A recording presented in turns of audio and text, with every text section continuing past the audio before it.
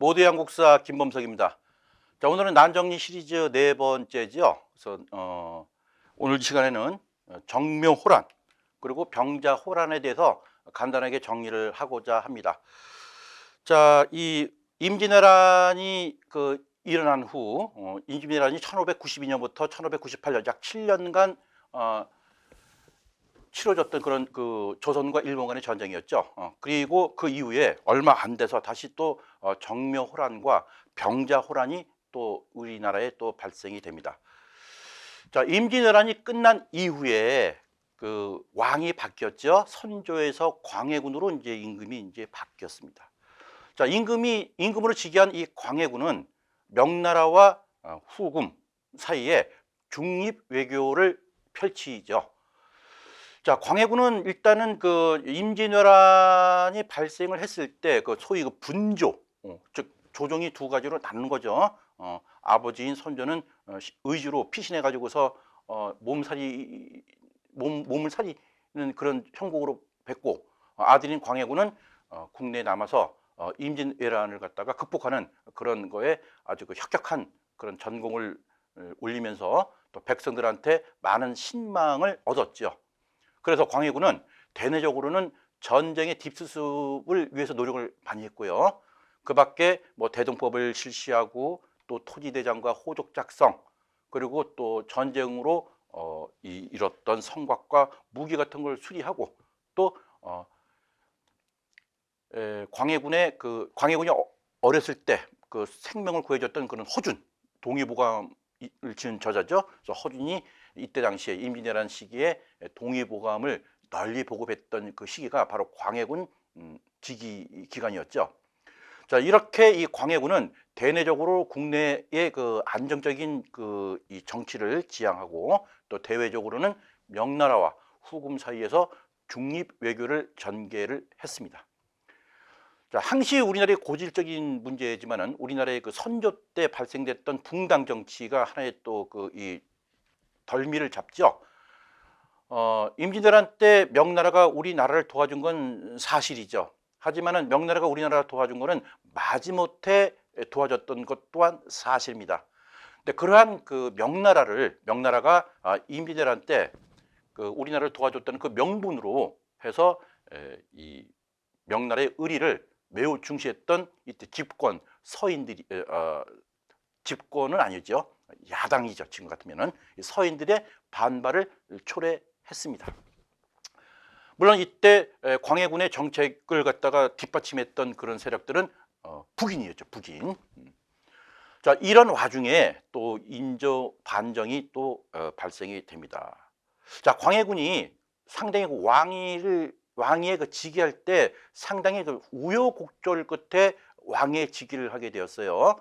선조가 늙음하게 또 영창대군을 낳아서 영창대군에게 왕위를 세습하려고 했던 것도 있었죠. 그러한 그 위험 속에서 결국은 광해군이 왕위를 즉위를 하게 됐는데, 이때 광해군은 영창대군을 죽이게 됩니다. 그리고 또 어머니인 그 계모인 임목대비를 또 유폐시켰죠. 자, 이러다 보니까는 서인 세력들이 중심이 돼서 이 광해군을 몰아내고 인조를 왕으로 추대하게 됐죠. 그것이 바로 인조 반정이에요. 이때가 1623년이죠. 자, 이제 정묘호란 한번 살펴보도록 하겠습니다.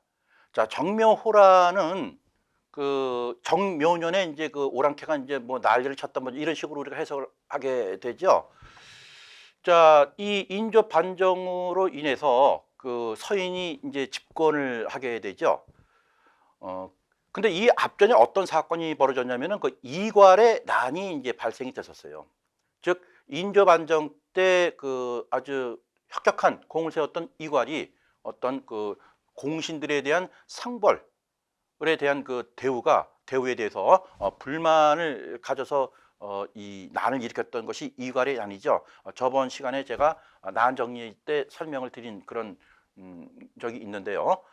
자, 이런 상황에서 그 이괄의 난 때 이 소위 이것이 실패한 이후에 이괄의 난 때 여기서 도주했던 사람들이 청나라로 가서 이런 얘기를 하죠. 지금 조선은 지금 이갈의 난이 발생이 됐는데 결국은 광해군을 갖다가 몰아냈다. 그래서 이건 그 소위 불충이다.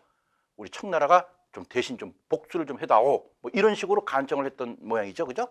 자, 이런 것이 빌미가 됐고, 그리고 또 결국은 이 후금은 그러한 정보를 알고 또 이렇게 조선에서 소위 망명해온 사람들이 정보를 갖다가 토대로 해서 그 뭐라 그럴까 이 조선을 갖다 이제 침략을 하려고 계획을 잡습니다. 이때 그 청태조 즉 누르하치가 이제 그 후금을 통일하고 이제 이랬던 시기였는데 명나라하고는 전쟁의 와중이었고요. 또 명나라하고 전쟁을 하다 보니까는 이 후금 입장에서는 여러 가지 경제적으로 이 외교가 이제 어떤 그 무역 관계가 지금 원활하지 안 해가지고 상당히 좀 애를 먹는. 그래서 명나라는 어차피 우리 손아귀에 들어올 거 시간 문제이지만은 일단 조선을 먼저 쳐서 조선과 어떤 경제적으로 일단 물꼬를 트자라는 그런 정적인 계산도 있고, 또 누르하치가 살아생전에는 조선을 갖다가 그렇게 침략을 하려고 하는 의도는 없었어요. 왠지 아십니까? 그것은 바로 광해군이 그러한 중립 외교를 함으로써 우리는 이 후금에 대해서 어떤 원한도 없다. 그리고 우리가 명나라를 도와주는 것은 그동안 명나라가 우리를 갖다가 인민들한테 도와줬던 그런 게 있기 때문에 우리가 어쩔 수 없이 도와주는 게 있으니 이해를 해달라. 양해를 구하지요. 그렇기 때문에 누르하치는 있던 조선을 갖다가 강제적으로 침략을 하지는 않으려고 했지만은 그 이후에 왕의 즉위한 누르하치의 아들이죠. 그 홍타이시가 결국은 조선의 침략을 예전부터 이렇게 강하게 부르짖던 그런 사람이었죠. 그래서 결국은 이 후금은 침략을 하게 됩니다. 이때 후금이 우리 조선한테 요구했던 것은 형제 관계의 그런 그 외교를 갖자, 이런 이제 명분으로 쳐들어온 거죠. 자, 이때는 약 한 3만 명 정도의 군사를 이끌고 조선을 침략을 했습니다. 자, 이때 이 서인들은 어떤 오랑캐의 어떤 침략에 대해서 단호하게 대처해야 된다라고 이렇게 이제 강하게 일성을 했지만은 워낙에 막강한 전력을 가진 이 후금과의 전투에서 이길 승산은 거의 없어 보였죠. 물론 후금도 그렇게 많은 병력을 가지고서 조선을 침략한 게 아니기 때문에 나름대로 겁만 주고 나름대로 조선과 통교 즉 무역 관계만 원활히 한다라는 그런 계산하에 전체적으로 조선을 갖다가 침략화하지는 않았습니다. 이때 조선은 어떤 국력의 어떤 그 딸림, 그러니까 너무 힘이 미약해서 결국은 후금의 요청에 수락을 하게 됩니다. 그래서 결국은 형제 국가로서 혈맹의 어떤 서약을 맺게 되죠. 이래서 일단 위기를 모면하면서 후금과 화의를 체결하게 되죠. 이것이 그 정묘호란입니다.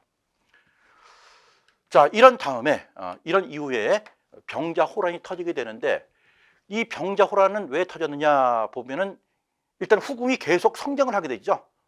후금이 결국은 성장을 하게 되면서 국호를 이제는 청나라로 이름을 바꿉니다. 그리고 이 이후에 청나라는 나라를 국호로 청으로 바꾼 후 조선에다가는 어떻게 이제 요구를 했죠? 임금과 신하의 관계를 맺으는 즉 군신 관계의 어떤 그 외교를 갖자, 이런 식으로 이제 요구를 하게 됩니다. 자, 이때 서인 집권 세력들은 여기서 화친하자 또는 안 된다, 그 물리치자, 척합화. 그래서 주화론과 주존론이 대립을 하게 되는 거죠. 자, 여기서 우리 그 서인의 집권 세력들은 명나라를 우리가 그동안 그 제도지은 즉 우리나라를 도와줬던 명나라에 우리가 그렇게 충성을 하고 우리가 명나라를 위해서 했는데 어떻게 청나라 오랑캐들과 화친하게 되느냐, 특히 군신관계는 있을 수 없다라고 해서 이 주존론이 상당히 우세했죠. 이때 이 주존론에 우세했던 사람 중에 대표적인 사람이 바로 김상원이었죠. 그리고 지금은 우리가 힘이 없으니 일단 청나라의 그 요청을 받아들이고 후일 우리가 힘을 길러서 동등하게 날 때까지는 일단은 청나라의 요구를 받아들이자라고 했던 사람은 또 주화론의 대표적인 사람 최명길이었습니다. 자, 이럴 때 하나의 사건이 터지게 되는데 바로 이제 그 누르하치 죽음 이후에 2대 황제인 홍타이지 청태종이죠. 청태종이 황제 즉위식을 하게 됩니다. 이 황제 즉위식을 하게 되면은 각 나라들이 이제 어떤 사신들이 가서 축하 사신들을 보내게 되죠. 자, 이때 우리나라도 어쩔 수 없이 청나라 황제 즉위식에 사신을 갖다가 파견을 하게 되는데 청나라는 전통적으로 이제 어떤 외교 관계에 있어서 어떤 그 청나라 황제에 대한 예우라는 것이 아무래도 있겠죠. 뭐 예를 들면은 청나라 황제한테 절을 뭐 3번 하고 9번 머리를 조아리는 소위 그 삼고구두교 구두구라 그러죠. 그래서 3번 절을 하고 9번 머리를 조아림으로써 황제에게 충성을 다한다. 그런 이제 예식입니다. 그러니까 근데 우리 조선 사신들은 그러한 예의의 행동을 하질 않았죠. 물론 조정의 명이 있었던 것이죠. 즉 조선에서 사신은 파견을 하되 어떤 청나라의 예법에는 절대로 응하지 말아라. 자, 이것이 청나라 황제의 심기를 건드렸다라고도 볼 수가 있죠. 자, 우리가 상식적으로 생각할 때 마음에 들던 마음에 들지 않던 우리가 소위 예절이라는 것이 있습니다. 그래서 기본적으로 그 나라의 사신으로 갔으면 그 나라의 그 어떤 예절의 에티켓에 맞게끔 행동을 하는 것이 외교 관례인데 우리 조정에서는 그런 외교 관례를 갖다가 깨버리고 오히려 청나라의 그 황제의 심기를 갖다 다 건든 거죠. 그래서 청나라 입장에서는 사실 조선 이런 그 미약한 나라를 갖다가 한숨에 짓밟는 것은 큰 문제가 안 된다라는 자체적인 자신감도 있었지만 그러던 차에 또 조선에서 이러한 아주 그 아주 불경을 저질렀으니 청황제에서는 이것을 빌미로 해서 조선을 갖다가 침략하는 것을 더욱 더 마음을 굳게 잡았던 것이죠. 이것이 어떻게 보면 병자호란을 일으키는 아주 결정적인 원인을 제공을 했다라고 볼 수 있는 거죠. 과연 우리나라 조정들은 어떠한 마음을 갖고서 이런 그 청나라한테 대담하게 행동을 했는지 지금도 저는 조금 의아합니다. 현재 우리나라가 처해 있는 이런 상황과 이 시대하고 한번 우리가 잘 비교하는 것도 매우 흥미 있을 것 같네요. 자, 어쨌든 간에 이 청나라 황제 즉위식 때 우리나라의 사신이 청나라의 심기를 건드리는 그런 행동을 했다는 점 이번 기회에 다시 한번 정리를 해두고자 합니다.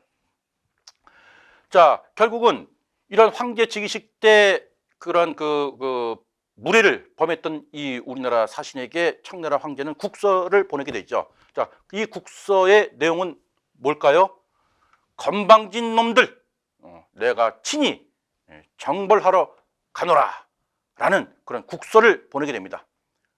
자, 이런 국서도 제대로 전달이 안 됐죠, 사실은. 왜? 그걸 또 가지고 오면은 또 그걸 또 가지고 왔다고 또 온갖 조정 대신으로부터 질책을 받고 또 벌을 받을 것이 자명했던 이런 사신들이 그냥 필사를 해서 또 갖다 바치죠. 자, 어찌됐든 간에 우리나라의 이 조정들은 청나라의 어떤 그 요구사항을 이런 지하에 거절하고 또 인조 또한 대담하게 또 대응을 하게 되죠. 이런 와중에 주화론, 주전론 말씀을 드렸죠. 그래서 이 실리중시, 즉 우리나라가 힘이 없으니 일단은 우리가 힘을 기를 때까지는 청나라의 요구를 들어주자라는 최명길과 이런 오랑캐들과는 절대로 우리가 허친할 수가 없다. 특히 군신 요구를 요구하는 이런 청나라의 무례한 것에서는 우리가 나라가 있으면 뭐 하느냐 이런 식으로 강하게 또 그 부르짖던 사람들이 김상원, 또 윤집 이런 사람들이 주전론, 즉 척화를 기치를 올렸죠. 자, 결국은 주전론이 우세가 되면서 결국 청나라 입장에서는 이렇게 어떤 국서를 통해서 쳐들어가겠다라고 조선 왕한테 전해졌으면 거기에 대한 어떤 그 외교적인 대책이 있어야 됩니다. 불구하고 조선의 어떤 그러한 그 행동에 더욱더 분개를 해서 결국은 청나라가 과감하게 쳐들어오게 됩니다. 자, 이전과는 달리 이때 당시는 우리가 지금 1월달 상당히 춥죠. 이 북한 쪽, 특히 압록강, 두만강 쪽은 날씨가 추우면은 강이 다 얼죠. 그래서 강이 얼은 것을 기회로 해서 청나라는 약 10만 명의 대군을 이끌고서 조선으로 쳐들어오게 되죠. 순식간에 한성이 함락이 됩니다. 그동안 이 청나라는 이 조선을 침략할 때 요소에 있던 어떤 이 성들을 갖다가 하나씩 점령하면서 차근차근 밟아왔는데, 이번에 작전은 그게 아니었죠. 일단은 쳐들어왔을 때 어떤 교두부에 있는 어떤 우리나라의 어떤 성들은 그냥 무시하고 그냥 막바로 진격을 하다 보니까는 조선에서 예상했던 그런 시일보다 더 빠른 시간 내에 그 수도가 함락이 된 거죠. 자, 어떠한 그 소식을 받았을 때 지금 청나라가 지금 우리 조선을 갖다가 침략했다라는 그런 어떤 그 소식을 접해서 인조가 이 강화도로 피신을 하려고 했지만은 그 시간마저도 너무 이 청나라가 쳐들어오는 시간에 그 타이밍을 잡지 못해가지고 결국은 남한산성으로 피신을 하게 되죠. 뭐 날씨도 매우 추웠고 또 눈보라가 몰아치고 도저히 어떤 그 피신하기가 너무나도 물리적으로 힘들었던 그러한 상황이었어요. 자, 여기에서 남한산성에서 인조가 약 13,000명의 그 군사력을 가지고서 저항을 하게 되는데, 저항을 하면은 뭐 하죠? 그 청나라의 군대가 워낙에 막강한 군대이기 때문에 우리나라의 어떤 백성들과 또 이런 민초들은 어떤 청나라의 군인들에서 짓밟히게 되는 그런 것을 두 눈으로 목격을 하게 되는 거죠. 자, 결국은 계속 청나라가 수도 한성을 함락시키고 그 다음에 또 이 강화도까지 그 또 함락을 시켜서 강화도로 갔던 어떤 그 왕족들 있죠. 뭐 저 왕비라든가 또 세자 이런 사람들 다 잡아들이고 뭐 이러면서 사면 초가로 만들어 버린 거죠. 자, 인조 입장에서는 도저히 이것을 갖다가 극복해 낼 재간이 없었던 거예요. 그 내부적으로 자, 이제는 우리가 더 이상 결상항전하게 되면은 국가 자체의 존립이 지금 위태로운 지경이 되니 이제는 청나라에게 이제 그 항복을 할 수밖에 없는 그런 지경까지 온 거죠. 그런 와중에서도 우리 그 소위 주전론, 척하파 이런 그 대신들은 끝까지 저항해야 된다라고 또 했죠. 그 대표적인 사람이 바로 김상원이었어요. 자, 결국은 남한산성이 청나라 군의 대포와 여러 가지 화력에 의해서 무너지고 괴멸당하고 이제는 목숨마저도 지금 이제 그 보존하기가 장담하기가 어려운 그런 지형까지 왔어요. 결국은 인조는 항복을 하게 되죠. 자, 삼전도에서 굴욕적인 항복식을 걷게 되죠. 자, 삼전도 그러면 지금 어디일까요? 지금 위치를 보면은 서울시 석천동 잠실 롯데월드 있죠? 거기서 이제 거기서 딱 보면 남한산성이 보이잖아요, 그죠? 그래서 이제 그쪽이 이제 삼전도였는데 여기에서 청나라 태종이 직접 그 왔죠, 우리나라에. 그래서 여기서 3번 절을 하고 9번 머리를 갖다가 받는 그러한 항복식이 이제 거행이 됩니다. 자, 이때 이런 에피소드가 있습니다. 자, 인조가 이 추운 날, 이때가 음력으로 12월 25일부터 하여튼 이후에 아주 가장 추울 때, 그러니까 양력으로 보면 1월 달이 있죠. 지금 현재 1월 달 이 추운 엄동설 안에 청태종 앞에서 3번을 절하면서 한 번 절할 때마다 그 3번씩 머리를 갖다 이렇게 조아린다 그랬죠.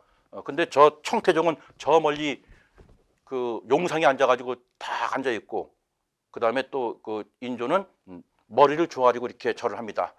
그러니까는 여기 그 사신 용골대라는 아마 장수일 거예요. 인조 임금 지금 당신이 지금 절을 하고 머리를 조아리는데 우리 황제폐하께서 그 소리를 잘 들을 수가 없으니 좀 성있게 그 머리를 조아리시오라고 해서 인조 왕이 임금이 절을 할 때 머리를 갖다가 이 땅에다가 쾅쾅쾅 박아서 머리에 피가 났다라는, 그죠? 일국의 왕이, 그죠? 어떤 침략자의 왕 앞에서 머리에 피가 날 정도로 절을 했다는 것은 그야말로 굴욕적이 아닐 수가 없지요. 결국은 군신 관계를 맺고 또 청의 종을 바치기로 약속을 하면서 나라를 일단은 뺏기진 않았습니다. 어떻게 보면 일본이 우리나라 임진왜란 쳐들어왔을 때는 최종적인 승리는 우리의 승리였지만은 이번 이 청나라의 이 병자로는 완벽하게 항복 그 자체였죠.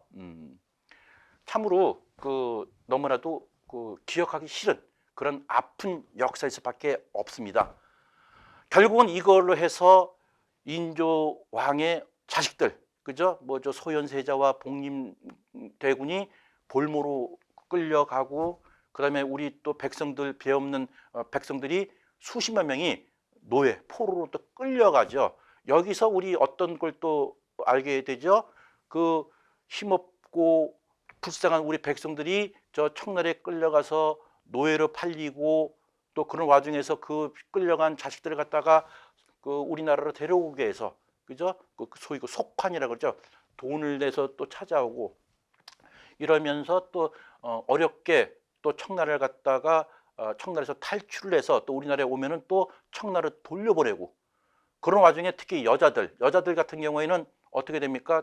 청나라에 가서 노비를 팔리고 이런 경우가 있죠. 그래서 결국은 어렵게 우리나라에 온 여자 부인네들은 또 환향녀라 그래가지고서 몸을 더럽혔다라고 해서 또 우리 조선 남자들은 부인을 받아들이지는 않지요. 그래서 소위 환향녀라는 말이 변색이 돼서 지금은 환양년 그랬죠. 상당히 나쁜 용어죠. 소위 몸을 파는 그런 여자로 우리가 인식을 하고 있는데, 그러한 용어도 이때 이게 나왔다는 그런 야사에도 기록이 되어 있습니다. 정말 이때 우리나라의 어떤 그 정치의 어떤 그 방향이 도대체가 어떤 식으로 돌아갔는지 참으로 정말 안타깝게 그지 없죠. 아무리 우리나라가 유교를 갖다가 정치의 이데올로기로 했다 하더라도 국민을 위한, 백성을 위한 그런 정치는 아랑곳 없고 오로지 명분과 어떤 그 사대부들의 어떤 그 당권 이런 거에만 치중을 하다 보니 나라가 어찌 됐던 간에 이러한 불행한 일을 자초하게 된 것을 우리는 반성하지 않을 수가 없습니다. 자, 이러한 호란의 영향, 결국은 이 청나라뿐이 아니라 역대 그 고려 시대 때 몽골군이 쳐들어오고 거란 쪽이 쳐들어오고 이랬을 때 한번 쳐들어오면은 우리나라의 국토는 완전히 전 국토가 유린되고 황폐가 될 수밖에 없는 거죠. 그래서 이런 이 호란의 영향은 매우 심각했죠. 결국은 서북 지방이 황폐화가 되고, 이러면서 청나라에 대한 적개심은 심화가 됐다 그러죠. 자, 여기서 한 가지 또 볼 때 북벌론이 제기됐다 그랬죠. 자, 북벌론. 자, 북벌운동의 전개. 이 북벌운동의 전개는 효종, 즉 청나라로 볼모로 끌려갔던 그 인조의 둘째 아들이죠. 복림대군. 이 복림대군이 후에 효종이 됩니다. 소현세자는 안타깝게도 그 청나라에서 인정을 받고 또 차기 세자로서의 위치가 확실함에도 불구하고 결국은 의문의 죽음으로 인생을 끝내고 둘째 아들인 복림대군이 효종으로 즉위하게 됐죠. 이 효종이 이때 당시에 서인의 영수죠, 송시열 등과 북벌 준비를 했다.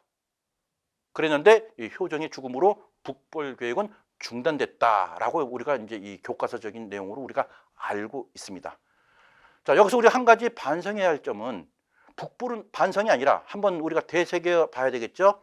북불운동을 전개한다 그랬는데 이때 당시 우리나라의 군사력과 경제력과 이러한 모든 면으로 봤을 때 청나라에 대한 북벌로는 말도 안 되는 어불성설입니다. 더 이상 안 당하면 다행이죠, 그나마. 차라리 우리가 이러한 그 굴욕적인 국가의 치욕을 더 이상 그 발생이 안 되도록 뇌치에 힘쓰고 국방력을 강화한다는 것이 그것이 더 설득력이 있지. 어떤 청나라에 대해서 우리나라가 이렇게 굴욕적인 이러한 어떤 국가의 치욕을 당했다는 거, 거기에 대해서 적개심만 심어댔다는 것은 그 말이 안 되는 겁니다. 그래서 결국은 북벌운동의 전개, 즉 효종이 송시열 등과 북벌을 준비했다는 것은 사실은 이런 이야기는 있어서는 안 된다라는 것이 저의 개인적인 생각이죠. 또 많은 분들도 여기에 대해서는 좀 공감이 되리라고 저는 생각합니다. 자, 정묘호란과 그 병자호란. 자, 다시는 이러한 일이 우리 역사에 또 한번 발생이 돼서는 안 되겠죠. 모대한국사 김범석이었습니다.